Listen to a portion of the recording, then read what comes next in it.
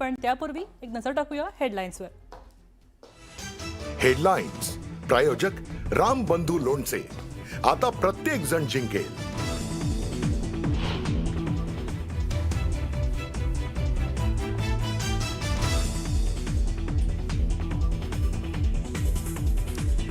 मुंबई महानगरपालिकेच्या महापौर निवड प्रक्रियेला वेग. येत्या 2 ते 3 दिवसात भाजप शिवसेना गट स्थापन करणार.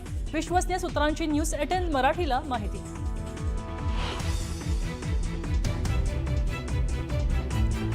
कल्याणमधले नगरसेवक बेपत्ता. पोस्टर प्रकरणातले ठाकरेंचे उपविभाग प्रमुख रमेश टिकेंचा हृदयविकाराच्या झटक्यानं मृत्यू. पोलिसांच्या दबावामुळे मृत्यू झाल्याचा आरोप.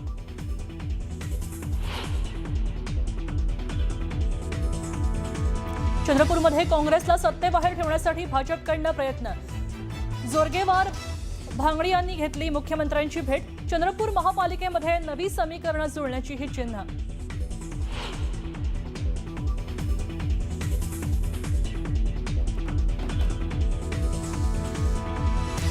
प्रजासत्ताक दिन सोहळ्यामध्ये महिला कर्मचाऱ्याचा गोंधळ. गिरीश महाजनांनी डॉक्टर बाबासाहेब आंबेडकरांचं नाव न घेतल्याचा दावा करत जाब विचारण्याचा प्रयत्न. महिला कर्मचाऱ्याला घेतलं ताब्यात. भगवा रंग भारताच्या शौर्याचं प्रतीक. भगव्या ध्वजाला हात लावल्यास हात भाजतील. किरीट सोमय्यांचा इम्तियाज जलील यांना थेट इशारा.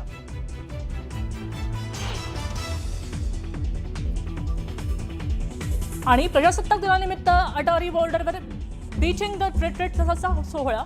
जवानांचा उत्साह आणि देशभक्तीचं दर्शन देणारी विशेष परेड.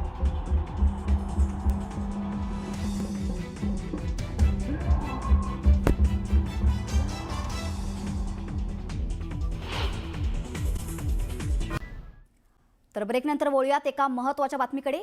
मुंबईच्या डॉक्टर अर्मिळा फर्नांडिस यांना पद्मश्री पुरस्कार जाहीर करण्यात आलाय. डॉक्टर अर्मिळा फर्नांडिस यांना औषध क्षेत्रातील बहुमोल कार्याबद्दल हा पुरस्कार जाहीर करण्यात आलाय. तर डॉक्टर अर्मिळा या मुंबईतील एक प्रसिद्ध बालरोगतज्ञ आणि नवजात शिशु तज्ञ आहेत.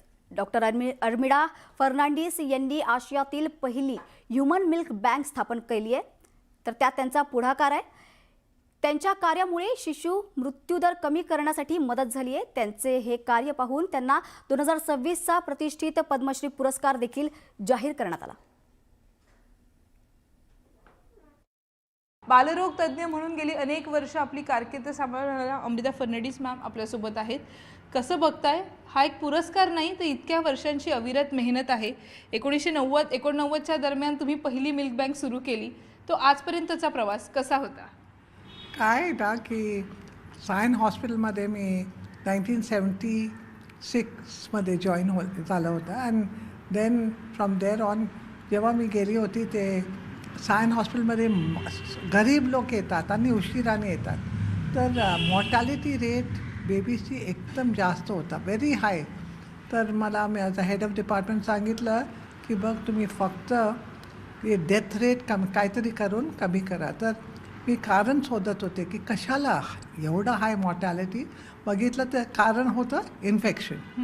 तर इन्फेक्शन म्हणून आता इन्फेक्शन वेगळे प्रकारचे होते, पण वन कॉज ऑफ इन्फेक्शन वर की सर्व लहान मुलाला प्रेमॅच्युअर युनिटमध्ये त्यांना वरचं दूध देत होते. ॲनिमल मिल्क, फॉर्म्युला मिल्क आणि बॉटलाने देत होते. तर मला वाटलं की त्यांना डायरिया होऊन sepsis and then we lose the baby. मला वाटतं काहीतरी करायचं. तर मी काय केलं, बॉटल्स बंद केलं आहे, फॉर्म्युला बंद केलं, ॲनिमल मिल्क बंद केलं. आणि नंतर मी सांगितलं फक्त आईचं दूध देणार त्यांना. आईचं दूध अमृतासारखं. हां, अमृतासारखं आणि इन्फेक्शन्स होत नाही म्हणून मी ते चालू केलं. आणि नंतर मला वाटलं की एक आई दूध काढून देणार, पण रात्रीला काय होत होते, तो आई सिरियस असलं तर दूध नव्हतं, तर त्रास होत होते. नंतर मी ऑक्सफर्डला गेली होती सिनियर फेलोशिपसाठी. आणि तिथे मी बघितलं की मिल्क बँक आहे. तर मला वाटलं वा, हे तर सायंटिफिक मेथड आहे. तर मी परत येऊन इथे सायन हॉस्पिटलमध्ये चालू करणार. हा पद्म पुरस्कार केवळ माझा एकटीचा नसून सगळ्या समाजाचा सन्मान आहे, अशा पद्धतीची भावना त्यांनी न्यूज 18 मराठीशी बोलताना व्यक्त केली आहे. प्रवीण शेट्टीसह सुस्मिता भदाणे पाटील, न्यूज 18 मराठी, मुंबई. तर ब्रेकनंतर वळूयात एका महत्त्वाच्या बातमीकडे.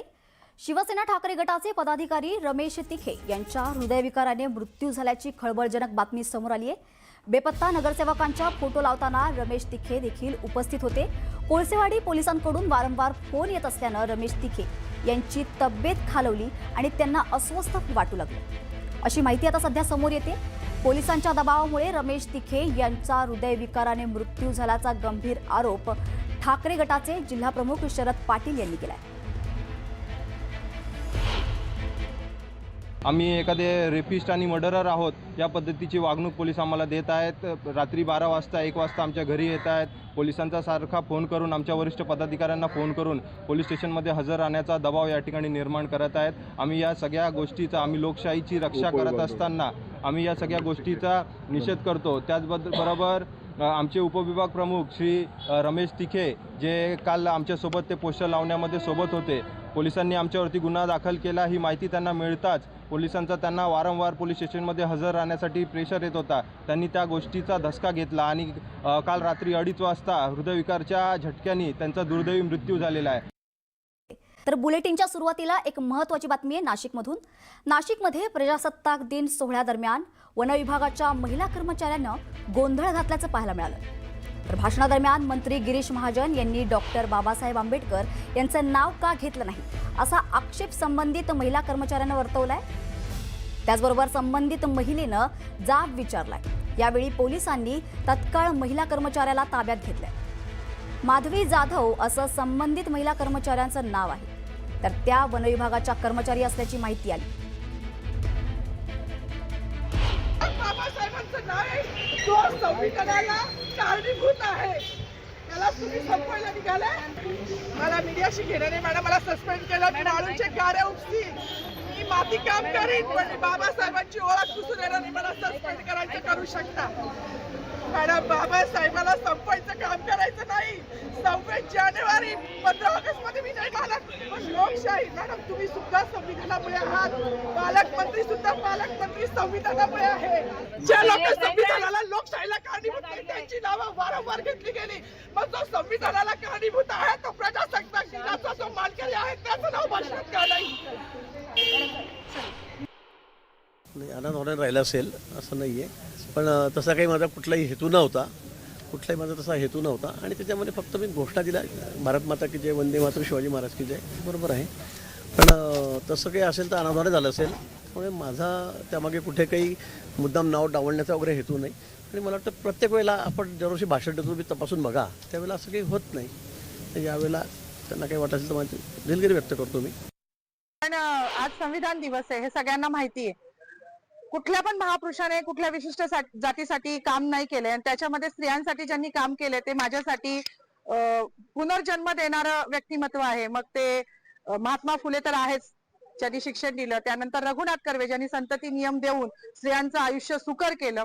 आणि तिसरे म्हणजे जे कायमच ज्यांना पिढ्यानपिढ्या त्यांचं ऋण फिटणार नाही असे डॉक्टर बाबासाहेब आंबेडकर, ज्यांनी हिंदू कोड बिल, म्हणजे आज मला शोकांतिका आहे की मी जेव्हा जय भीमचा नारा लावला तेव्हा मला पोलीस स्टेशनला घेऊन येणारी जी महिला होती तिला पण म्हटलं, बाई आज तुझी वर्दी घालून मला घेऊन चाली ना पोलीस स्टेशनला, हे पण त्या बाबासाहेबांची कृपा आहे बरं तुझ्यावर.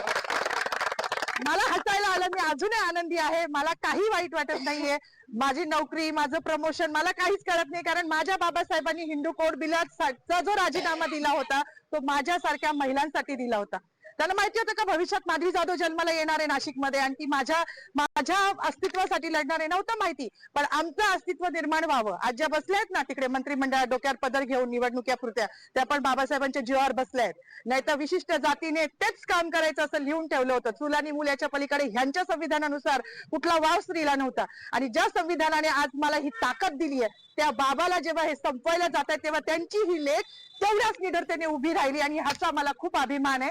जास्त काही बोलणार नाही. गिरीश महाजनांनी जो बाबासाहेबांचा अपमान केला आहे तो भरून निघण्यासारखा नाही. म्हणजे त्यांच्या दृष्टिकोनातून पाप धुवायला आता कुंभमेळा येतोय. तिथे जरी त्यांनी नदीत आंघोळ केली तरी तो धुतला जाणार नाही, इतकं मोठं पाप त्यांनी केलेलं आहे. त्यांचं पाप जेव्हा संविधानाच्याच मार्गाने त्यांच्यावर ॲट्रॉसिटी दाखल होईल ना तेव्हाच ते धुतलं जाईल. एवढीच माझी मागणी की त्यांच्यावर ॲट्रॉसिटी दाखल करावी, अन्यथा ह्याच ठिकाणी मी उपोषण चालू करणार आहे. केलंच आहे असं समजा जोपर्यंत त्यांच्यावर ॲट्रॉसिटी दाखल होत नाही. बाकी मला काही म्हणायचं नाही. पुन्हा एकदा जय भीम. डॉक्टर बाबासाहेब